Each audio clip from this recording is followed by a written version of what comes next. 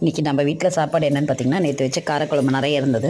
So அதுக்கு side டிஷ்ஷாக என்ன பண்ணலான்னு பார்த்திங்கன்னா, வாழைக்காய் பொடி மாசு. வாழைக்காய் பொடி மாசு வந்து தயிர் சாதத்துக்கு, மிக்சட் ரைஸ்க்கெலாம் ரொம்ப நல்லாயிருக்கும். ஸோ இது எப்படி பண்ணணுன்றதை பார்த்திங்கன்னா, இது வந்து நம்ம ஸ்ரீனிஸ் குக்கிங்கிற யூடியூப் சேனலில் நாங்கள் போட்டிருக்கோம். ஃபுல் வீடியோ போய் விசிட் பண்ணுங்கள். அதோடைய லிங்க்கை வந்து நாங்கள் இங்கே இதுலேயே ஃபஸ்ட்டு கமெண்ட்ஸில் பின் பண்ணுறேன். ப்ளஸ் உங்களுக்கு லிங்க்கும் நான் இங்கே போடுறேன்.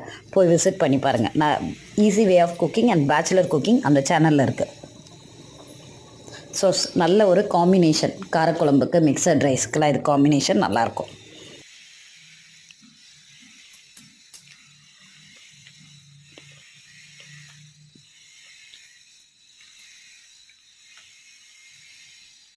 ஸோ இன்றைக்கி நம்ம வீட்டில் என்ன சாப்பாடுன்னு பார்த்தீங்கன்னா, நேற்று வச்ச காரக்குழம்பு இருந்தது. கூட சைட் டிஷ் வந்து பொடி மாஸ் பண்ணியிருக்கோம், வாழைக்காய் பொடி மாஸ்.